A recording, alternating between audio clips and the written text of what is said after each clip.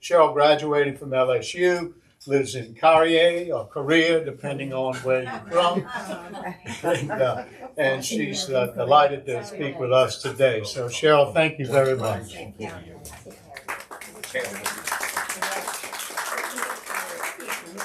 Okay, is my mic loud enough for position one? Okay. Thank you for the wonderful warm welcome and the fabulous food. It was so good. Appreciate that. I lived in Diamond Head for 6 years prior to moving up to Carrier about 2 years ago, and often saw this building when we're in this area and kept saying, I want to go in there, I want to go, and never did. So this is wonderful. What a treasure to have all this. I wish we had it up in Carrier, where most people don't know how to pronounce the French spelling of pronunciation of it. So what I'm going to talk to you about today kind of was a discovery through the help of a cousin who I didn't know. It's about the women who helped found New France and therefore America. And when I say New France, like Chris said, most people in this area think of New Orleans or the Gulf Coast. But originally, and that was like 1700s. So originally back in the early 1600s, it was much different. So it spanned from Quebec to Louisiana, and that was from the very early 1600s to 1803. And there were the key women groups that really were very fundamental in making all this happen. And like I said, I had an unexpected message through genealogy sources of a cousin I didn't know. He lives in North Carolina. And he sent me a video and said, you might be interested in this video of one of our more interesting ancestors. She was a fille de roi. And I said, a fille de what? What is he talking about? I had no idea. And I knew that the ancestor's name, she had been on my tree for a long time. I knew, the township, the city she was from. In fact, a couple of years prior, I had visited that city and went to the church that the family, was baptized in, married in, and so forth. But I was like, what is he talking about? And how have I missed this all this time? So I want to say there's a lot of details in here that I'm going to kind of breeze through because we don't have the time. But I will provide a PDF copy if anybody wants the nitty-gritty details. So I'm happy to provide that. Also, there's a lot of variance in the numbers and the dates through all the research. So mostly I went with the ones that were with there are societies, official societies of the fille de roi and so forth. So I went with their figures for the most part. So there's a lot going on here, but what I want to draw your attention to is these dates here and across the bottom. These were the three kings basically that reigned for the most part of this New France reign and started in 1605. Actually, the first permanent settlement, I don't think I how to say this, first permanent settlement in North America, north of Spain's Florida, which had already been established, was French. Most people think the British were the first that came to get a settlement, but it was not. It was French, and it was in Nova Scotia, Port Royal. And very quickly behind it, they founded Quebec. Now, it was very small, not the Quebec City that we know of today. And then oftentimes when we're talking about Quebec here, we're talking about the whole province. But this was, they established Quebec in 1608. Very shortly after that, King Henry I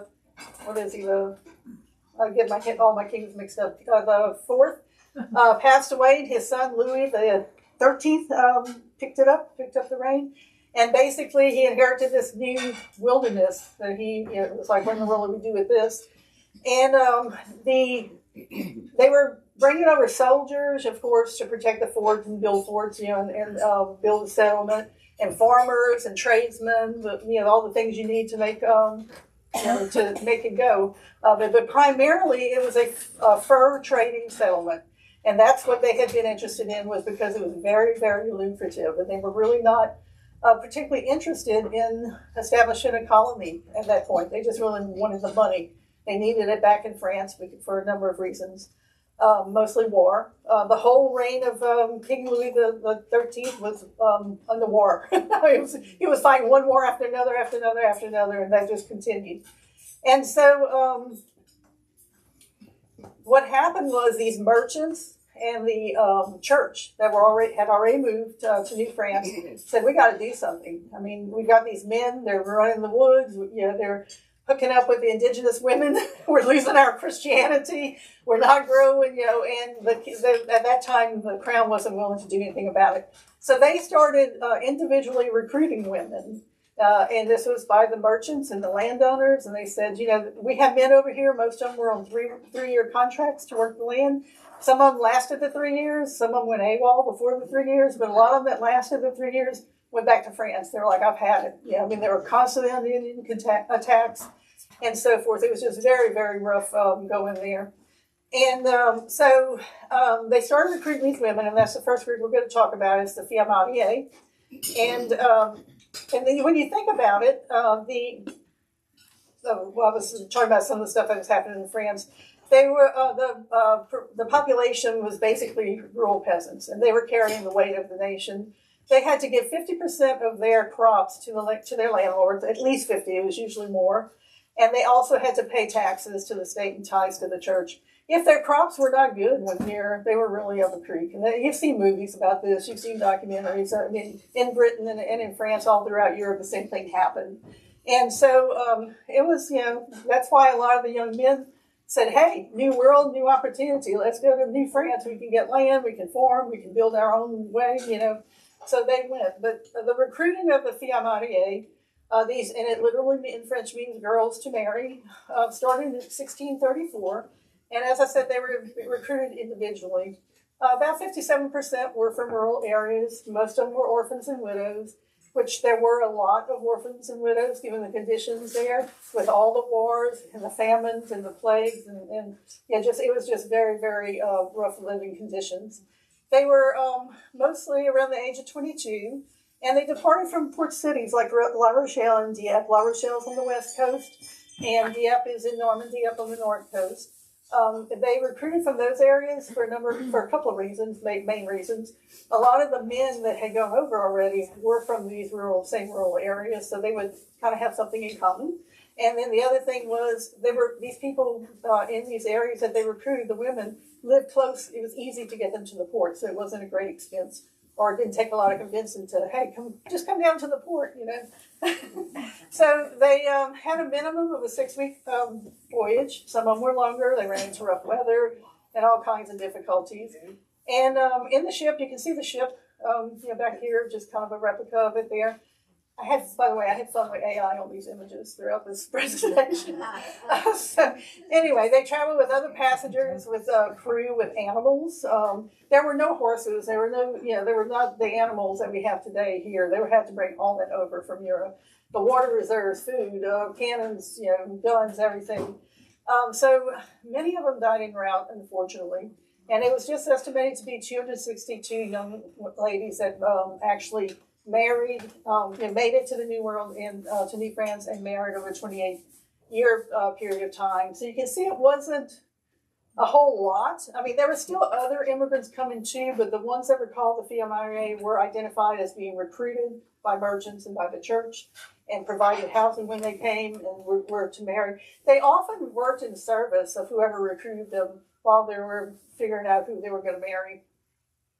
So they had an average of 6.7 children, say per woman, because, but that might be by more than one husband, because things were very tough there too. A lot of men died through the native attacks and drowning and disease and what have you. And so as soon as, you lost a husband or a husband lost a wife, they looked to marry again to keep the family intact. They help on the farm and just for protection. So it was not uncommon to have more than one husband. There was roughly a 60% infant survival rate, which was much better than what was happening in France. And so 62% settled around Quebec. These are the three main settlements. Trois-Rivières was about 22%, and then Montreal was 15%. This is a picture. I went to Montreal and to Quebec last year. And during this time, they were trying to settle Montreal, and it kept getting wiped out. 3 or 4 times it just kept getting wiped out. So it became apparent that they needed to bolster their effort there and build a fortification. And so the top military officer went back to France to recruit 100 men to come over. They were soldiers, basically, to come over and build a fort and defend Montreal so they could get it established. It took him 2 years to recruit. He started off with about 130 men, By the time it was time to set sail, only about 106 showed up, I think it was, and 102 ended up arriving. Don't know what happened to the others, and it was this is a whole story in and of itself. This voyage was just one bad thing after another happened to it, but it took them over 3 months to get there. And but on board, this is why I include this. On board, there was a nun, Marguerite Bourgeois, and she was selected by the New France administration to start a school in Montreal. And with her, she brought 12 unmarried filles à marier. What I'm pointing to here on this plaque is the top two were soldiers, and they're my ancestors, and the bottom one is one of the filles à marier, and she married one of the soldiers. So just to picture it now, I don't know if any of you have ever been to Montreal and know how huge it is, but when they arrived in 1653, there were only 14 women and 15 children in that settlement.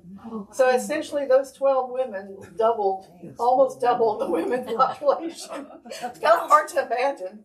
So here we are, kind of towards the end of the filles à marier period. We're in 1663, 1664. They finally have gotten Montreal established. They have Trois-Rivières, which is a very nice small city now, and Quebec. And they also have their first settlement still out here in Nova Scotia. But look who is looming large down here, those British.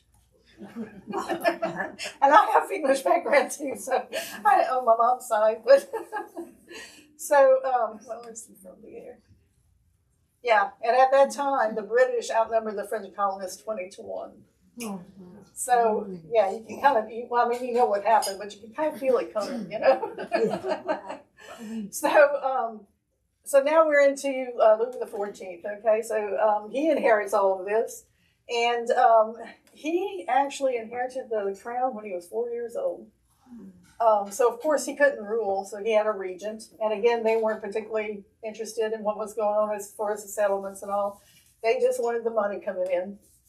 So he came of age in, I think it was around 1661, and so he started getting interested in this expansion because he was trying, his goal in his term or his reign was he wanted to make France the absolute power in Europe and expand in New France. And by this time, as you can see, Britain had already expanded quite a bit and were building very well. The Spanish were in the south. They were all very prosperous, and so he said, we want some of this too, you know, we need to do this. So there were still only 2,500 French colonists at that time in 1663, which is tiny. I mean, it's, you know, for the three cities in Nova Scotia, it's just tiny. So he decided to step up the efforts and try to expand this New France. So this program was Le Fille du Roi, and Roi means king in French. My maiden name is Roy, R-O-Y, which is derivative of this, and you'll see it's used interchangeably, the spelling on different things, so you'll see it both ways. So this was actually sponsored by the king, by his administration. And again, it was to keep the men in the colony and grow the population and grow the Catholic Church, etc. 2 women from New France went over, and they were charged with selecting these women, and they were given instructions to look for women who were young, average, or good-looking, single, smart, strong, good health, and having good morals. So you can kind of see, like, the church had the say on the good morals. They wanted to make sure they had good morals, you know, but the businessmen wanted the smart and strong women, you know, but they wanted a, you know, a good DNA there. So each Finois, and you've heard rumors that they were prostitutes and such, and particularly the ones in New Orleans, but each Finois had to produce a certificate of good conduct that was signed either by their priest or a judge from their hometown. So, and another thing I've heard, which makes a lot of sense to me, is these women could not have been prostitutes. They could have not survived the trip. They could not have survived the harsh reality of New Canada and even of the frontier here on the coast. And they could not have birthed that many healthy babies if they had been prostitutes. And they wouldn't have stayed. They probably wouldn't have stayed. They wouldn't, you know, or stayed in the marriages. So, yeah, with all this, it's like, why the heck would a single woman choose to come here? Well, this is a painting in the Louvre, and it's called the Marriage Contract. And I love this painting because you can see the negotiation going on here. This is probably the mother. This is probably the bride-to-be crying. This might be the grandmother begging her, don't do it. And this one back here is praying, looking up to the heavens and praying. And at that time, all marriages in France were arranged. It didn't matter what class of society you were, and also you had to marry within your class. And being arranged, the bride's family was expected to provide a dowry, and that included money. And the females, its wife and daughter, could not inherit. If the husband or father died, they could not inherit. They were just left on their own with nothing. And so they're only, and then the average life expectancy at the time was only 40 years. So because of all the wars, the poor sanitation, the epidemics and so forth. So it was just a really miserable, a lot of misery. The fathers died, left single women who couldn't support themselves, couldn't support their children. They put them in orphanages. They had to abandon them and put them in orphanages. And even like if you were a single woman and had a baby out of wedlock, there was such a social stigma and such a harsh life that they would abandon their children. So it was just, there were so many abandoned children in the streets of France during that time. So the appeal of being able to marry, to begin with, and they didn't really have to have their family to give them a blessing or give them a dowry, and they actually had a say in who they married, and that was a big one. It gave them power. And not only did they have a say in who they married, they didn't have to stay in it. There was no social classes. They could marry up. They could improve their social standing, and many of them did.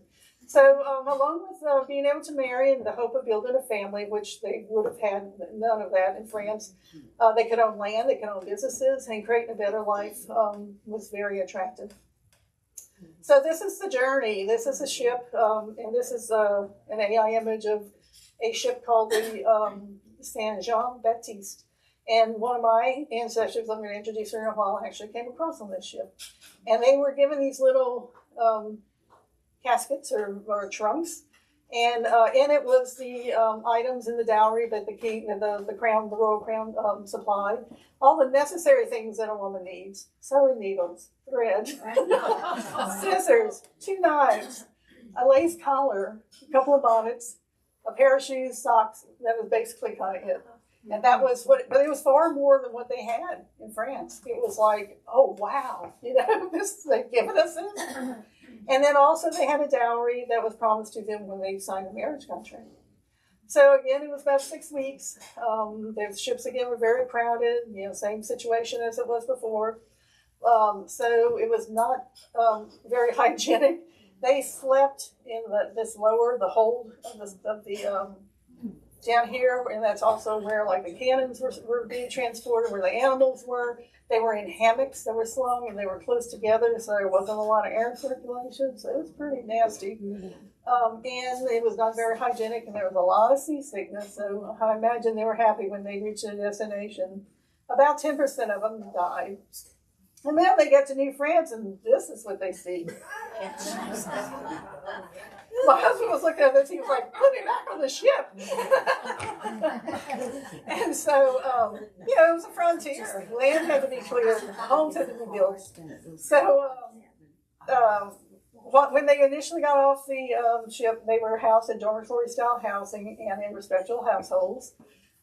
They received their training. Again, everything a woman needs to know: sewing, cooking, gardening, farming. They even had to learn that. And it was very difficult. The winters, if you've ever been up to Canada, the winters were very long and very harsh, particularly compared to what they are in France. France has lovely weather most of the time. And they had to clear the land. They had to help clear the land for farming. So things weren't just sitting there waiting for them. They had to get active and participate. And they were also exposed and vulnerable to new germs and diseases and such, and also the native attacks. So, but they embraced the new challenge, the new world, and their new life. They embraced it, and they said, okay, let's get on with it. So the marriage process was very swift. Usually happens within a few months, and always at the discretion of the woman. Even if she signed a contract and decided to change her mind, she could. And she could pick somebody else. And I have one ancestor, I was like, wait a minute, she signed a marriage contract here They tore it up, and 11 days later, she married this guy. So it's like, I wonder what the story was there. So yeah, moving on.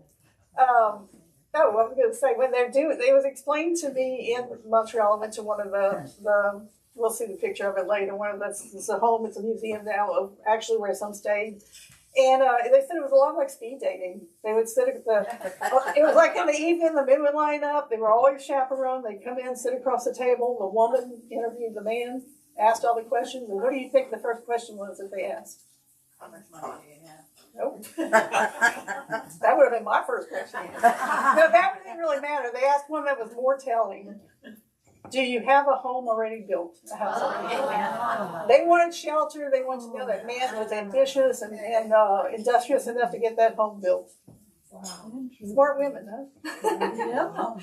So there were 24 documented sailings over the 10-year period that this happened. 770 to 800, the numbers vary, sailed. I think the number that I see the most is 782 that were actually feet of So average age was 22. 80% married within 6 months. Most again settled around Quebec. Some in much fewer in Montreal and Trois-Rivières. The Catholic Church established about 100 new parishes. So they got what they were after. They got what they wanted. And then their life was significantly better than what they left in France. They had clean water. They had abundant supply of wood for cooking and for keeping yourself warm. Rich food supplies with the fish and the natural animals in the woods and so forth. And so it was overall a very much healthier environment. So this is one of my ancestors, Charlotte Jolie. She was 21. I chose her because she really reflects the picture of what was painted here of the averages. She was 21 years old. She lived in the Loire Valley. Her father had died, we presume, from the bubonic plague, which was running rampant at that time in her area, because he wasn't military, we know that. So she arrived in Quebec on June 30th, 1669. 36 days later, she entered a contract with Antoine Drapeau. Now, he had come over a few years earlier under a 3-year contract. He was a tailor and a former. And I thought, that's pretty clever, because you can form when the weather's good, but you can sew clothes that whole long winter inside. And they were very much in demand because they had to make all the very heavy clothing for everybody for the winter months. And then 2 weeks later, they married. After signing the contract, they got married, and they had 10 children. I'm descended from their fifth. Oh, look, some of my ancestors had 14 or more. I mean, they say the average was like 6.7 or something. I'm like, or I think with them it was a little higher. I'm like, well, mine really contributed to that average. But so I'm descended from Zachary, who was their fifth child. So kind of summing up what their impact was a total from the fetal over the 10 years of 4,445 babies. 2 times, you always hear about the baby boom of World War II. This kind of blew my mind. 2 times the number of what happened with the baby boom of World War II. Their babies were very hardy and healthy because of the improved environment and the healthy diet and the living conditions. And the feed, whether it was 782 or 800 or whatever, actually represented half of all the women who immigrated during the entire New France colony period. 2/3 today of Canada's French directly descend from at least one. And I'm now in all these groups on Facebook and all, and everybody's always posting, and some of them are like, I have 37, I have 39, I'm like, how's that possible? So I don't know, but I have so far I've only covered 7. But it's my dad's side that's French, but I actually found one on my mom's side, much to my surprise, because I was always told she was like English and Irish, Scotch-Irish and all this. But if you go 9 generations back, you're going to possibly find something. And Canada and America combined, at least 20 million have this descent. So I bet there are a lot of you in here that have women from these groups that were ancestors. Je me souviens, or souviens, how do you say it? This is in Quebec, and they have it on their license plates. They're very proud. It says it means we remember. or I remember, and they have plaques all around the city. They have tours and that you can go on. You can even get married in the period in the tradition of the Fidois. This is on the Ile d'Orléans, which is in the St. Lawrence River, right across from Quebec City. And that's good. Yeah, they got good cheese, good ice cream, good apples. And this is actually a genealogy. There's a house with the Drouin Institute is there, which is a genealogy, one of the top genealogy groups there in Canada. And it's a park that's dedicated to the Fidois who live there. And one of my Fidois actually lived here and died here. And actually, Charlotte and Antoine, when they married, they live here as well. So this is the house that I mentioned. This is a little bit south of Montreal. And this was the same nun that came across with the recruits in 1653. She ended up building this working farm and teaching how to farm. And she housed some of the Fidois. This is kind of the dormitory style housing they were talking about. This room is on the second floor of that house. And they said there was as many as 15 and 16 beds at a time. There was no central heating. You can see these were like heavy velvet drapes, and they said the beds were pushed very closely together. Sometimes the girls slept together just to keep warm, but they kept the beds closer together to try to keep the warmth in.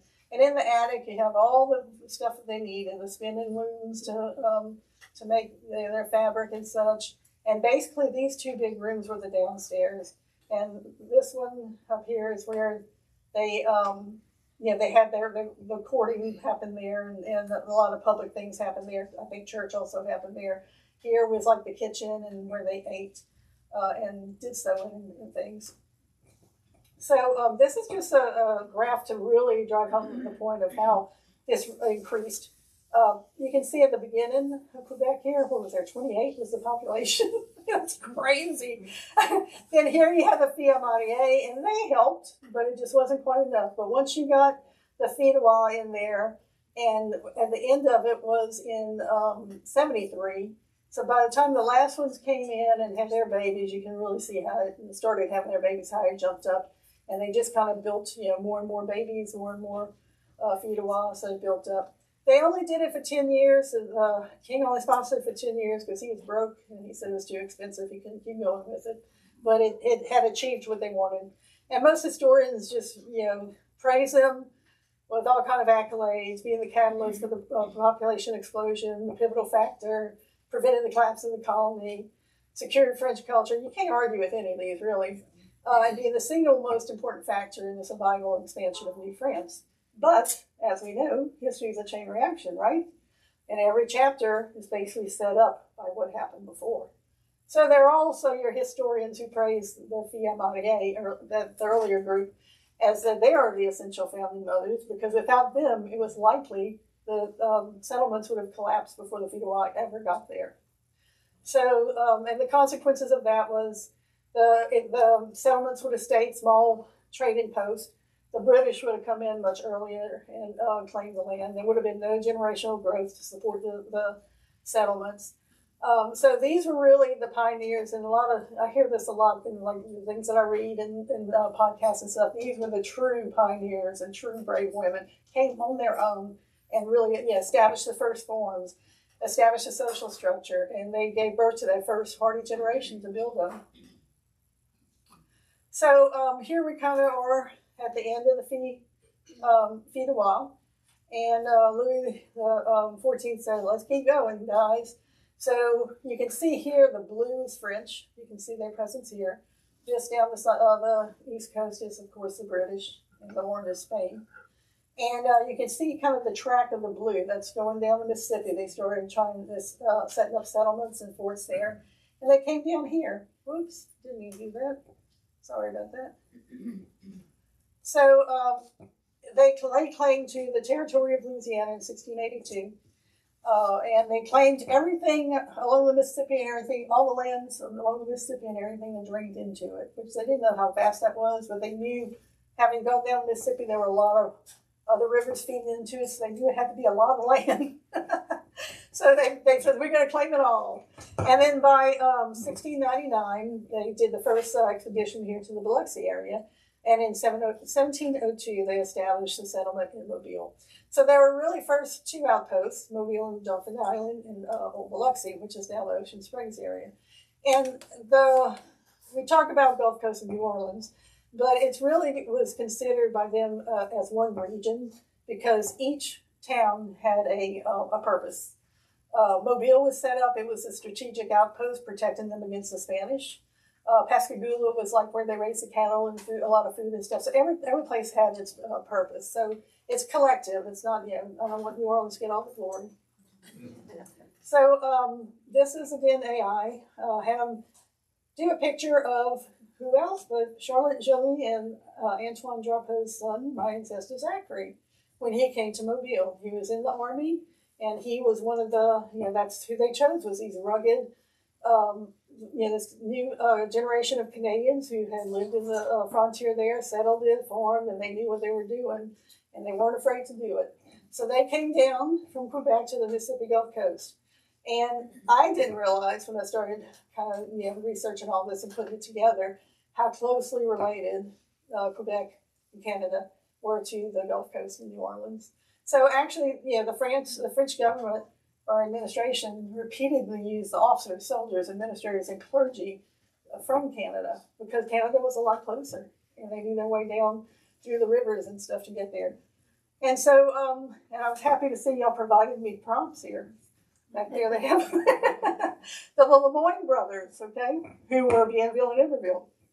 Those Bienville and Iberville were honorary names that were given to them by the French administration because they had been very, I don't want to say prosperous, but they were real leaders and had accomplished a lot in their military career so far. They were from Quebec. And I got all excited. I thought, well, maybe their mother was a fille mariée, but she was not. She arrived at the same time as the fille mariée, and she was an orphan. Her parents had both died, but she had been adopted and being raised by her aunt and uncle. Her uncle was a businessman back in France, and his business, because of all the declining economy there, was not doing very well. He had an opportunity in New France, so they moved, and she came with them. So that's how she got there. But they were well connected. The uncle and aunt were well connected, and she married well. And they had 14 children.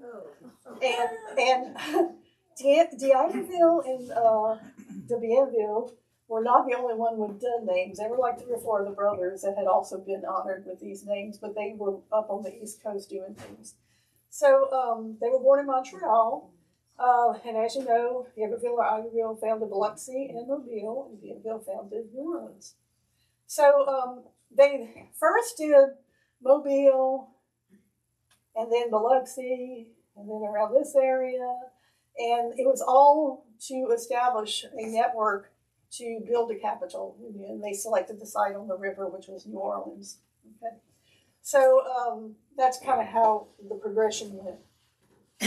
So, a lot of the captains and lieutenants had made a name for themselves in the Canadian Army, and they were the ones that served in Mobile and New Orleans, as well as the soldiers. Now, Zachary, as I mentioned here, was my ancestor, and there's also, some of y'all may have heard of him, Joseph Simon de la Pointe.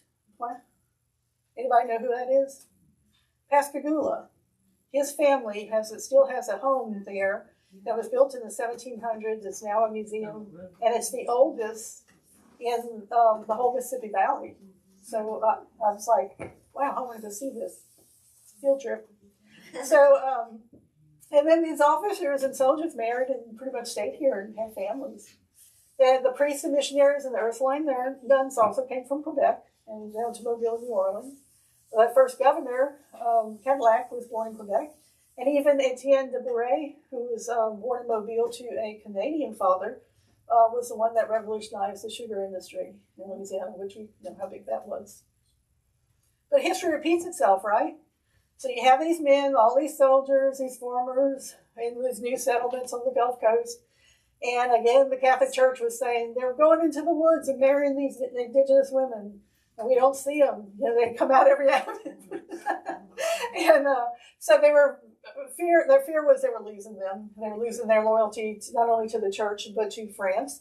France was afraid that with Spanish right there, they didn't trust the Indians. They didn't know if there was a conflict, if the Indians might side with Spain, and that their men being inbred with the indigenous community would turn against them. So there was all this stuff going on, and again, it was mostly men. So, well, it worked well last time, right? So what do we need? French wives are needed. So here enter the Cassette Girls, or the Cassette Girls, or you hear it called a number of different things. So the first one was the Pelican. So they became known as the Pelican Girls. And there's like 3 different groups, but they're all Cassette Girls. They were all under the same program. Now, they weren't provided the dowry. Oh, I forgot something on the dowry. It was very important. But anyway, they were not provided the same dowry as the Fidois. They were given the little casquette with some essentials in it, but they were not given money. So back with the Fidois, when they signed their contract, they got 50 livres. That was the woman's, and the contract protected her. If her husband went bankrupt, got into financial debt, couldn't touch it. That was hers, along with the items that she had brought. And 50 livres, you're like, well, that doesn't sound like a whole lot, was a man in France at that time earned about 100 a year. So that was like the equivalent of a man's half-year salary. So that was a pretty nice little chunk of change for her, who had nothing, especially going into it.